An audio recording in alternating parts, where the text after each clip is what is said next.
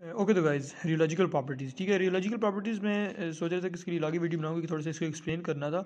Rheology पहले पहले देखो रियोलॉजी होता क्या है, ठीक है। Rheology just the study of the flow और the deformation of the material, ठीक है। यानी कि कोई मटेरियल जब फ्लो कर रहे होते हैं, डिफॉर्म हो रहे होते हैं, तो उस वक्त उनके अंदर जो चेंजेस आती हैं that is the rheological properties, ठीक है। तो अब रियोलॉजिकल प्रॉपर्टी में बेसिकली जो एक ही प्रॉपर्टी में स्टडी करते हैं that is the viscosity of material, ठीक है। विस्कोसिटी क्या होती है? विस्कोसिटी को पहले तो आपने याद रखना कि ईटा ये एक साइन से रिप्रेजेंट करते हैं और ये किसके इक्वल होता है? इन दैट केस जो हम डेंटल मटेरियल का सारा स्टडी कर रहे हैं इसमें shear stress divided by the share rate होता है, ठीक है। यानी कि ऊपर हम जो उसके अंदर उसकी शेप को चेंज करने के लिए जो स्ट्रेस अप्लाई कर रहे हैं डिवाइड बाय उसकी शेप को चेंज करने के लिए रेट। शेप क्यों आ जाती है? क्योंकि डिफॉर्मेशन का फैक्टर इसमें इन्वॉल्व हो रहा है। अभी जो सारा हम स्टडी करने लगे ना दैट इज गोइंग इस तरह का एक सिस्टम होने लगा है, ठीक है। इस सिस्टम में क्या है कि सिंपल आप इजेक्टर है एक किस्म का, इसके अंदर मटेरियल अपने ऊपर से प्रेशर अप्लाई किया है, ठीक है। उसके अंदर क्या है कि स्पेसिफिक सीट से अपने अप्लाई किया और आगे से मटेरियल एक्सट्रूड होगा, ठीक है। तो अभी देखना आपने क्या है, अब जितना मटेरियल सारा हम स्टडी करेंगे एक्सट्रूजन को, it is according to this formula, ठीक है। इसके एक आपने फार्मूला बस देख लो होता क्या है, मैं आपको फिर बताता हूँ कि shear stress is equal to K into shear rate की पावर एन, ठीक है। अब जो के है और एन है ये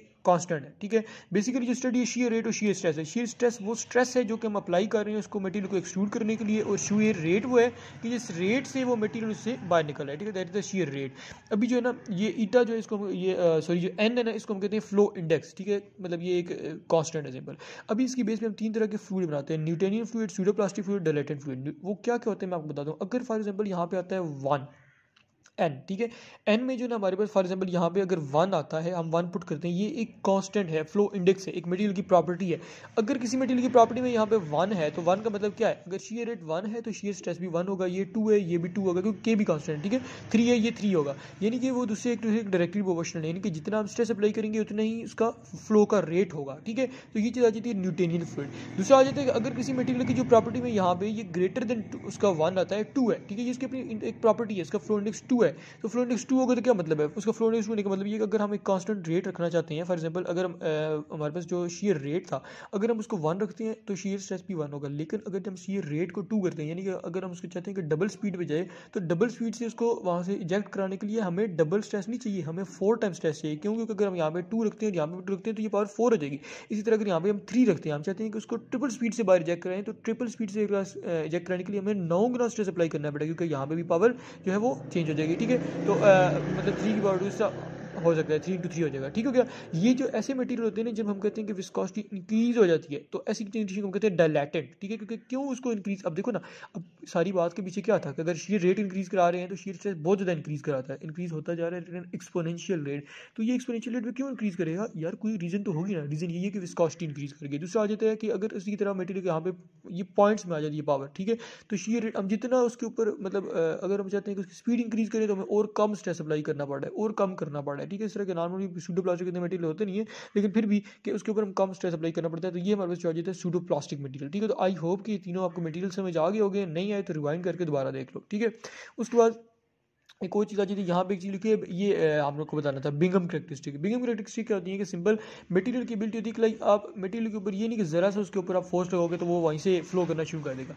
उसके अंदर एक स्पेसिफिक एबिलिटी है, यील्ड स्ट्रेस है, ठीक है। यानी कि एक मटेरियल है ना, फॉर एग्जाम्पल पड़ा हुआ, आप एक लाइक मटेरियल को फ्लो कराना है तो उसके ऊपर पहले आप वो लाइक इस तरह के मटेरियल है कि वो होते हैं ना सेमी विस्कस से मटेरियल, ठीक है, सेमी सॉलिड टाइप मटेरियल, उस तरह के मटेरियल के लिए बिंगम प्रॉपर्टीज होती हैं बेसिकली कि अगर आप उसके ऊपर फोर्स लगाते हो पहले उसके अंदर एक specific amount of deformation produce होगी, ठीक है, जो कि अब उसकी यील्ड स्ट्रेस अमाउंट तक उसके अंदर डिफॉर्मेशन प्रोड्यूस होगी और उसके बाद, ठीक है, उसकी यील्ड से अटेन होने के बाद वो दोबारा मूव करेगा, ठीक है। एक बार फिर से सुनो कि सिंपल देखो, finite stress required to as the yield stress of a substance is required to cause the material to flow. यानी एक मटेरियल को अपने यहाँ से फ्लो करवाना है तो पहले आप उसके ऊपर उतनी फोर्स लगाओगे कि उसके अंदर एक थोड़ी सी डिफॉर्मेशन प्रोड्यूस होगी, उसके बाद फिर वो फ्लो करना शुरू करेगा।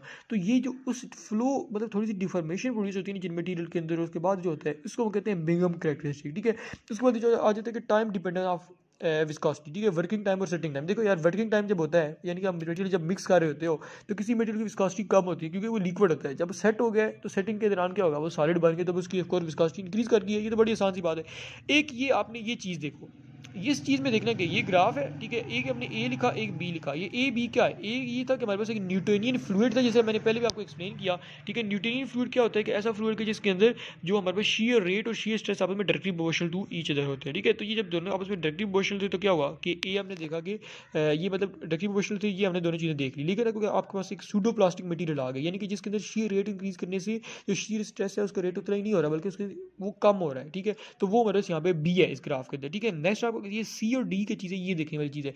अभी मैंने आपको बात बताई ना बिंगम करेक्टरिस्टिक। बिंगम करेक्टरिस्टिक क्या होते हैं कि सिंपल यील्ड स्ट्रेस अचीव करोगे तो फ्लो शुरू होगा, ठीक है। यहाँ पे देखो, यहाँ पे ई है, ठीक है, एक मटेरियल का हमने उसका यील्ड स्ट्रेस हमने अचीव किया। अब यील्ड स्ट्रेस अचीव करने के बाद उसका सी और डी ए बी में कोई डिफरेंस नहीं है, सिवाय इसके कि उनके जो ओरिजिन का पॉइंट है, बाकी चीज़ें सेम है। तो बताने का मकसद ये है कि जो यील्ड स्ट्रेस है वो जो सी और डी वाला मटीरियल है उसके अंदर उनके अंदर अप्लाई हो रहा है, लेकिन ए और बी के अंदर अप्लाई नहीं हो रहा। तो मतलब ये कि बिंगम करेक्टरिस्टिक हर एक मटीरियल की नहीं होती, बल्कि कुछ कुछ मटीरियल की होती है।